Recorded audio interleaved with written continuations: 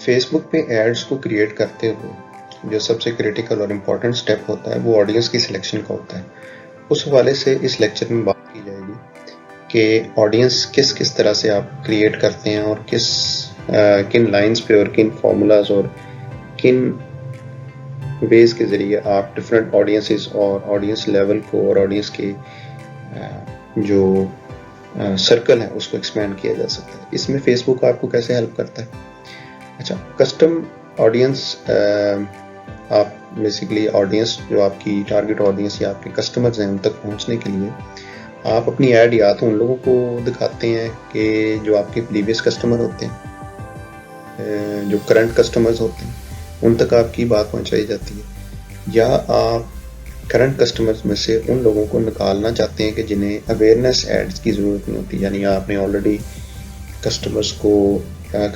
अपने कस्टमर्स में से कुछ एक परसेंटेज ऐसी है कि they already know about you, your business and your products, तो उन्हें अवेयरनेस की ज़रूरत नहीं होती। सो अवेयरनेस कैंपेन करते हुए उनको एक्सक्लूड किया जाता है ताकि रेलिवेंट एड उन तक पहुँचे। फिर इसके अलावा जो फेसबुक आपको डिफरेंट मज़ीद सोर्सेज से ऑडियंस क्रिएट करने का मौका देता है, वो उनमें एक वेबसाइट भी है कि आपकी वेबसाइट पर जो ट्रैफिक आ रही है उस ट्रैफिक को आप टारगेट कर सकें for showing up different ads that you want. सबसे पहले बात करते हैं कस्टम ऑडियंस की। कस्टम ऑडियंस में आप देखें कि जो आपके सामने इमेज शो किया गया है, इसमें क्रिएट ऑडियंस पे क्लिक करने के बाद आपके पास डिफरेंट ऑप्शन आ रहे हैं। तो पहला जो ऑप्शन है वो कस्टम ऑडियंस का। कस्टम ऑडियंस में जब आप क्लिक करेंगे तो आपको जो सोर्सेज सिलेक्ट करने होंगे उनमें या तो आपका अपना कोई सोर्स होगा कि जिसमें कस्टमर की लिस्ट आप प्रोवाइड करेंगे, आपका सोर्स वेबसाइट भी हो सकती है, आपकी कोई कस्टमर लिस्ट हो सकती है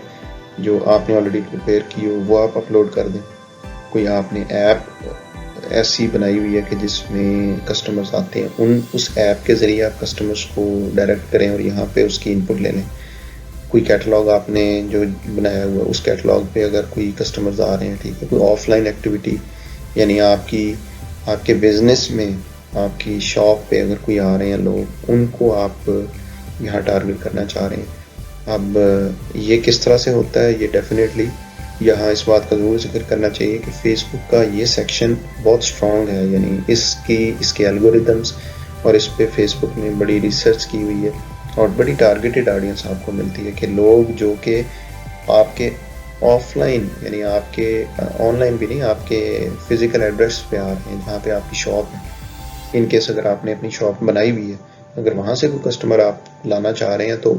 फेसबुक उनकी लोकेशन एक्टिविटी और उनके बाकी आपकी लोकेलिटी के हिसाब से भी कस्टमर जो हैं ऑफलाइन रिट्रीव कर सकता है और उन्हें यहाँ यूज़ कर सकता है and that becomes your source. इसके अलावा मेटा सोर्सेज यानी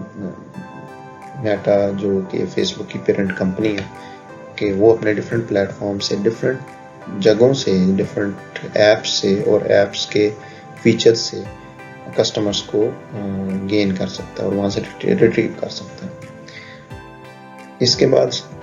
नेक्स्ट है सेव्ड ऑडियंस। अच्छा, सेव्ड ऑडियंस ऐसी ऑडियंस है कि जो आप खुद किसी एट्रीब्यूट और किसी क्वालिटीज़ की बेस पे सेव करते हैं अपने पास, और उसको सेव करने के लिए सबसे पहली चीज़ ऑडियंस की लोकेशन क्या है, उसकी एज किस ब्रैकेट में है लोग फॉल कर रहे हैं, किस जेंडर के लोग हैं, किस लैंग्वेज के बोलने वाले लोग हैं, तो ये डिफरेंट एट्रीब्यूट्स हैं। इसके अलावा आप डिटेल टारगेटिंग में ऑडियंस की डेमोग्राफी, उनके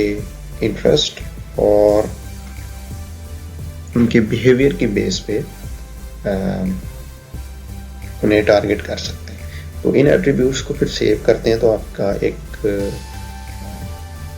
टारगेटेड ऑडियंस जो है वो फेसबुक क्रिएट करता है और आपके जितने फेसबुक के यूज़र्स इन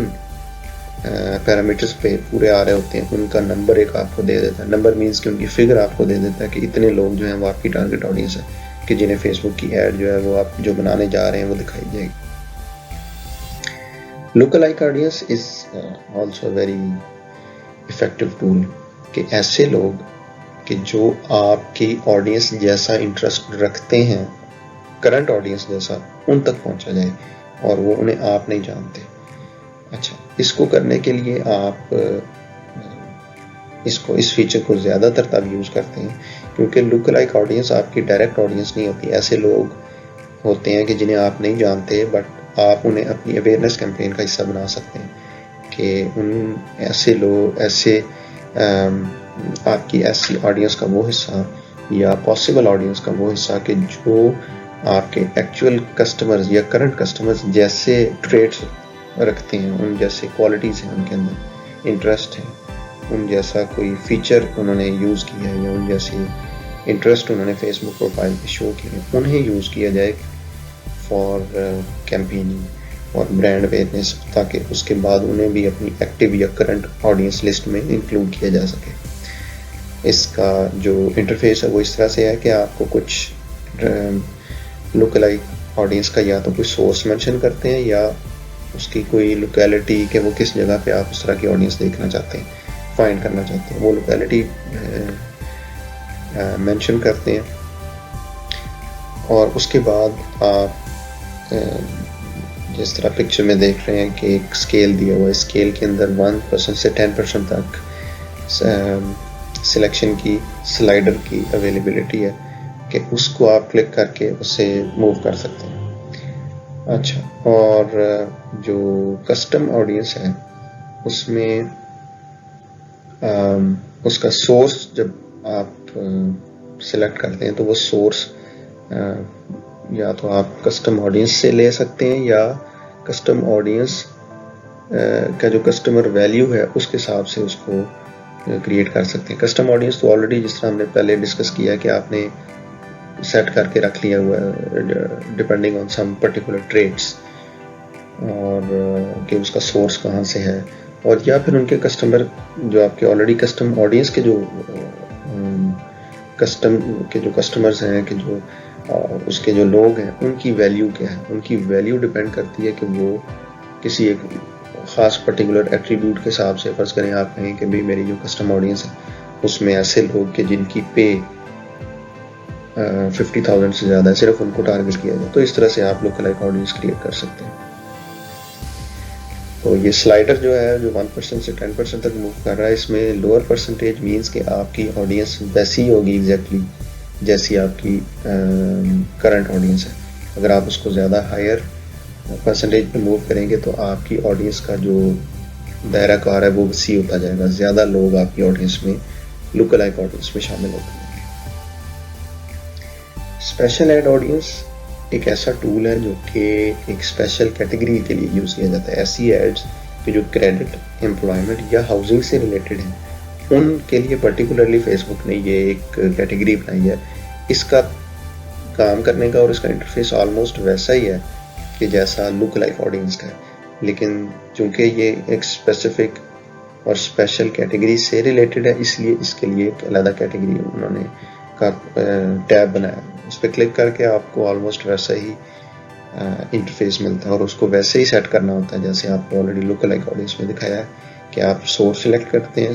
लोकेशन सिलेक्ट करते हैं और स्लाइडर के ऊपर अपनी प्रेफरेंस बता देते हैं कि कितना का आप जनरल ऑडियंस को या कितनी वाइड ऑडियंस को इंक्लूड करना चाह रहे हैं। So these